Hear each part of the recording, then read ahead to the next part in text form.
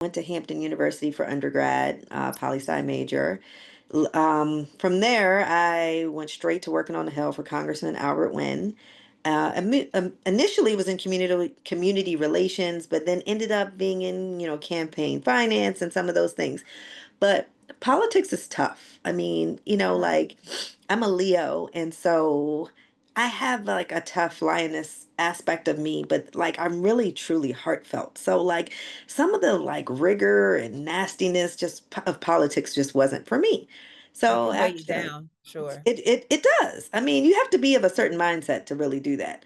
Um, then I actually left there, and my dad was like, "Listen, I have a really interesting family background. So my mother worked for the federal government for 42 years, starting in contracting, but ending up being an SES. So then my father owned his own IT firm. So I went to work for him, and my dad's one of these guys like where from being 3 years old, he's like always dropping a life lesson on his girls. Probably more than I have a brother, but I think we got more of the life lessons. So people would assume that, okay, you came in, you had a degree, you were going to business school, you started off as something. No, my father absolutely started me at the lowest point of his company.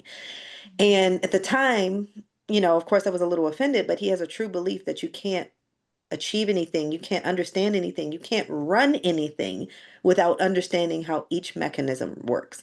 And I think that's made me a better person because I have such an operational mind. I really think I'm very good at being attuned to something and really dissecting all the aspects of what makes something successful. So after he sold his company, I ended up working for a couple of other companies in the same business development space. I have a unique ability to create opportunities, to develop priorities, to develop formalized, ways of getting things done. Luckily enough, some of those resources led me to my current positions and my current company of really developing those resources. I'm proud to be able to say that I help other people in my community. I'm able to take the things that I've learned over the years and transition that into making other people successful. It's really a blessing, and I probably should have had the wherewithal to do it years ago, meaning jump out there Mhm. and do it for myself. But I think I needed that nudge too. I needed somebody to remind me that I was capable and that, you know what, it may not be instantly successful, but you'll never know if you don't try it. So I currently am a managing partner for my own company, Blythe and Co. And we're an operations and logistics consulting firm, which is very wide ranged, meaning we'll source for you, we'll teach you how to develop concepts and opportunities. We'll do proposals.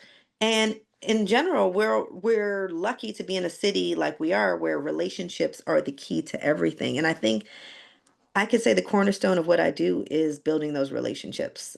So, I'm Oh, doing it that's daily. awesome.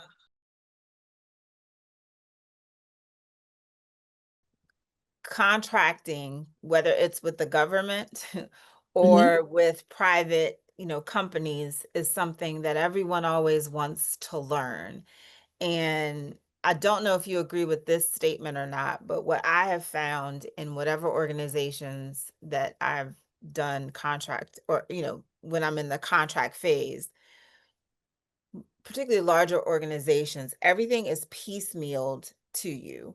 So you may understand it in its vacuum, but you do not ever really get a start to finish. There's like one company, I believe it was the construction company that kind of did that start to finish. Right. But everything else is like the RFP process, which, the request for proposals or submitting your proposal, that process is one set of people and one set of processes, right? Then it's if you get the award and the expectation for what you need to do to perform that, Hmm. then there's what you need to do to get paid, and then Hmm. what you need to do to be compliant, right? And so all of those things in that process, I think people get overwhelmed in trying to figure out, am I doing this right? Or sometimes they think they're doing it right, And it's like, no, not so much. Well, And maybe you're good at what you do, right? So, like, if we're talking about lawn care, you right. are clear that you're amazing at lawn care, but that doesn't mean that you have a fundamental understanding of accounting, business solutions, any of those other aspects that are going to be the cornerstones of your longevity. Like Yes. you were like, I just wanted to cut grass. I just want to cut grass. And as a small business, everyone tells you, like, especially the advantages, which I will talk about in a second of AI, but and just technology, period, can help you to bridge those gaps. But fundamentally, there's this huge uh, delta between if you need a little bit of support to make it so that you know the basis of accounting and your tax prep and your proposal submittal, where the going rate, particularly around Washington DC, is like $8,000 a month for someone to not guarantee you a contract, but just to look for contracts for you. And most people in small businesses can't do Can't that, afford right? it. Can't do Like both. that, Right. if they did that, that's all of their profit, on a given, Right. Right. and it can't do that. You look at this statistics, and they talked about this. JP Morgan did a research recently when I was a panelist on DC's tech startup and tech week, that there's 300, what did I say, Maggie? Like 335 million small businesses, right? Under the umbrella of what you constitute of 500 or less employees. Okay. Okay. Out of that number, there is only 2% that are $1 million or above in revenue. Wow. 2%. Yes. And what was the original total number again? There are other stats. I'm gonna find it while we're having this conversation because I don't want to quote you on the wrong number, but I'm gonna find it Wow. because I was looking at it. And I broke this down to it being, at the end of the day, the number was like 3,200 businesses. I think of the 2% ended up being like 3,200. And don't get into how many of those are businesses of color and the industries that they're in when you really start breaking that down. But that's why it can be so cost prohibitive for people to grow their businesses. And we want Mhm. to give people some advice today just around those processes that I mentioned.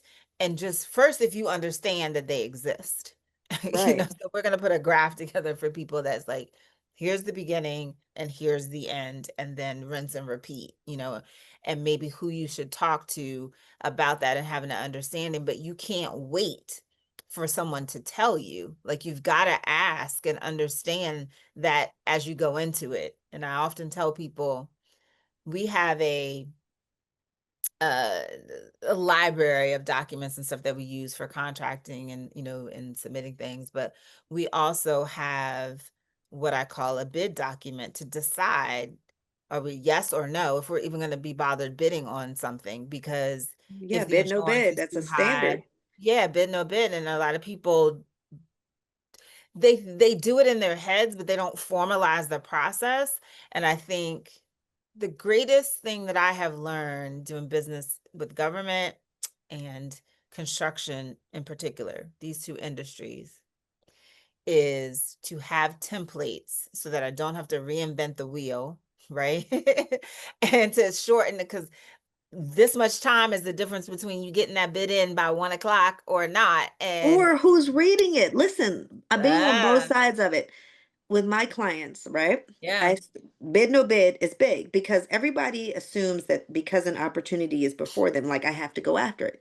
But when you really answer the bid no bid, you're answering not only can you afford this, do you have the capacity? Does it make sense? And it's sometimes just okay to say, this isn't going to work for me. And you're Yeah. absolutely right about the template. The template is great for so many reasons because you got to remember the person who you're submitting it to has got 30 to 100 of these Several, that they have to read. right? I constantly tell people when they give you an order, when they give you a specification, stick to that. Do not make somebody go look for it. Do not, because that's the first thing is like, no, no, it's not where I said it was going to be. You know, Right. No, you are giving absolutely all the great aspects of what you should be doing because you want to make this simple. You want it to be simple, and the person on the other end wants it to be simple too. Yep, yep, yep. All right. So my small business stats, and then you can give me sort of your one piece of advice that you would give to contractors, contracting officers, and then also I think vendors because of your expertise. But small businesses are very small. So 36 million small businesses in the US. 36 million. Okay. 82% of them have no paid employees. So that's like solopreneurs. 82%. 82%, you heard me. 16% have 1 to 19 employees, and only 2% have 20 to 400. Then, of that, 2.5% are Black, Okay. 12% are Asian, and 6% are Hispanic.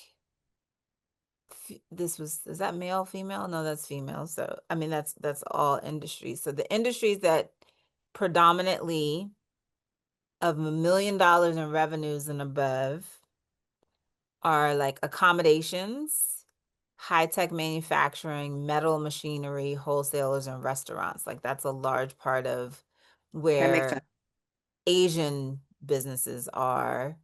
Wholesalers and restaurants are Black owned. Transportation, truck transportation is a lot of Black owned. And then the rest of them are kind of, in between. But some say, like, is it because there's not a lot of revenue in the industry itself?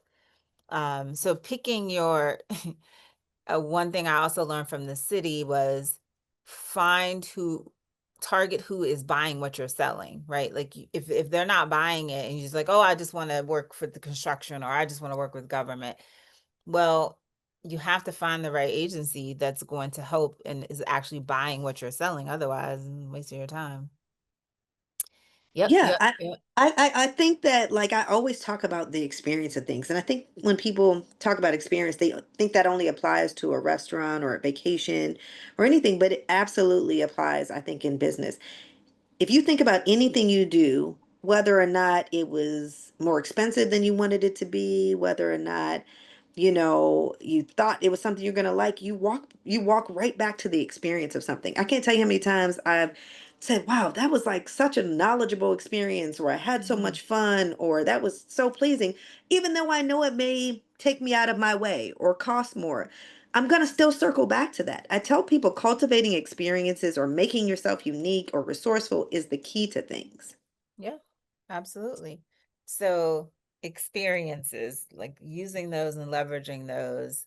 I try to tell people documenting, sometimes writing some stuff out, or we used to be like journaling or diarying, but you need to have one from a business perspective because we go to these information fairs and stuff, and then you just put the stuff in the corner, and it's Hmm. like I try to make it, I have when I go in here, I must talk to 3 people, right? Or it's like I have to sit in 45 minutes. I have to have a substantial conversation. Like I have to give myself a target to Hmm. do to make sure, because you just find yourself sometimes sitting and you're looking and you're taking it all in. And the misnomer is that everybody who's an entrepreneur is this big extrovert, and that's not true necessarily at all. To your point earlier, you may just be very excellent at a craft or had a particularly different way of solving a problem and brought that to market, but that doesn't mean you want to talk to everybody, but you Right. have to, right? to be able to Or you sell need to have somebody and that works with you or that or can. or have someone that can. So you have to set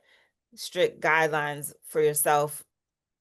And I used to tell people, get a buddy, right? When you go to these things, I'm like, can you go with me? Like, I always try to get someone to go with you to be your hype man, to be like, go, go, go talk to that person, or this is so and so. And that has worked for a lot of people within our Her Corner organization, that really want to grow in their comfort level of bragging on themselves. And Well, that goes back to the collaboration and the community piece we were yeah, talking about. yeah, Sometimes your inlet to something is like, okay, well, my person, my friend, my partner does this, but I do this. So let's find a unique area of which they need both services, both elements. Sometimes yep, that's your inlet. And once you have an inlet, That can lead to a million other things. Nice. Anything you want to tell contracting officers or vendors in particular? I think you gave a general one. I just want to make sure I got to that. Maggie's Listen, questions. I Maggie's always normally doing all try the questions, but low hanging fruit. Go for the low hanging fruit. Everybody, I think, wants to come out the gate with like, this huge, whether or not, oh, that's being a sub, not a prime, whether or not that's smaller opportunities that add up.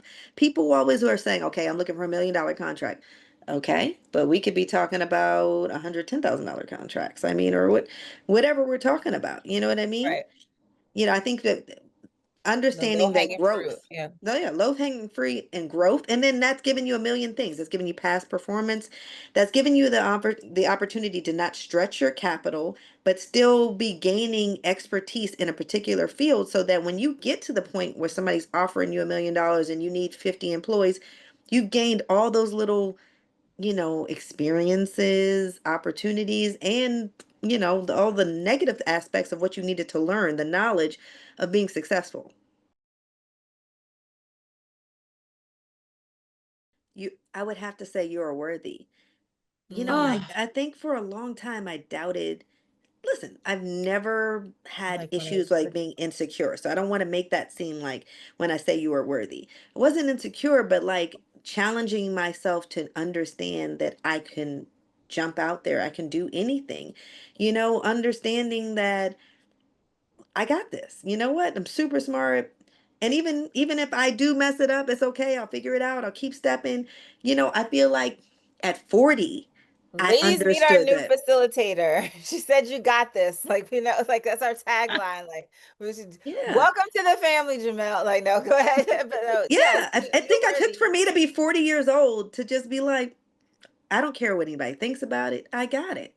I Get in would have that said sweet that to spot. my younger self. And the only thing, and I don't want to say it in it, it's not a negative aspect in growing up in like middle class, sheltered, very privileged environment, is I think sometimes you're uncertain if it's your capacity or the capacity that's been provided to you. Oh, yes. And I Yes. really, at 40, know that while I am extremely grateful for my experiences and the things that my parents provided me with, this is me. That's And right. they curated it. Like I said, I had a family that was built upon contracting and entrepreneurship. But where I am right now is where I've gotten what I've earned and what of course was cultivated by them, but how I've learned to, pick myself up, make changes, choose this, leave that. I've really gotten to a place where I'm not taking no for an answer, and I'm doing it for me and my daughter, but still doing it for me. But you know what? They gave you the tools, but it's like anything. If you don't know what to do with those tools, it's how you use those tools to build the foundation and the career that you have. Yeah. And I totally understood that because when I started my business and everyone's like, "Oh, this person, put you on or they gave you this hookup or this contract." And I'm like, no, actually they didn't. They made the intro and I did it. And even if they Relationships. did, right? Yeah. It's your relationships that you have with people. We all do, but I wouldn't still be there if I Right. was Because of bad, that. right? Like no matter how much you put me on, they could fire me, right? Like That's Yeah. right. no one is Yeah. gonna lose their job because of me, right? So Right. again Right. and again, and I'm like 15 years later, I think I got this, right? Like I don't think it's because of a favor from somebody else. It's too Mhm. small of a, as big as we are, but still a small town, particularly in the Washington, D.C. area. But then to go Oh, beyond yeah. D.C. and do business and still have it be here, it's like, yeah, no, I think I might know a little something about what I'm doing. And I think for whether you're a young entrepreneur or an older entrepreneur, discipline is very important because all these things that we talked about today were about processes and following processes or having templates or something that shaved time, made it, an efficient process so that you can get the best result and the best amount of data for you to make some decisions because all of this process and all of this discipline around collecting bid, no bid, or data all has to do with, you really understanding how to get the best outcomes and make decisions to go to the next level. I have this saying that says, live by faith and love in faith. And Mm, I really do try to embody everything by that. And like I said, I'm a huge experience person. So I really try to make sure that I tried it once. You know what? I might have got my hand slapped, I might have gotten stung, it might have hurt, but I really want to be able to say that I tried it once. So that would probably be it. Tried it once. Tried it once. mm, I like it. Well, I can't thank you enough. We appreciate, know you're busy and all these different times we try to squeeze in, but I think there's definitely value in what you've said for both our younger entrepreneurs and then some that are, trying to make some decisions around contracting and relationships and the importance of it, not just being about selling their product, but what you can do to enhance the experience of your client. Making it easy for your client to say yes is what I often say. And in order to do that, you have to make people feel comfortable that if they choose you, you're not going to make their lives harder, right? Like Absolutely. who wants a vendor or a supplier that is going to make it more difficult.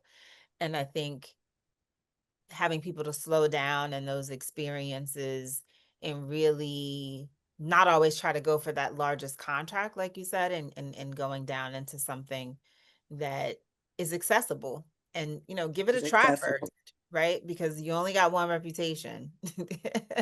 Yep. And, what do they say? One time to make a first impression. And so you want to learn little by little and then just add to it. It's And okay. it may be you providing the services at that first contract. You may be out there yourself. Yeah, right. absolutely. Thanks for All having right. me, ladies. I appreciate it.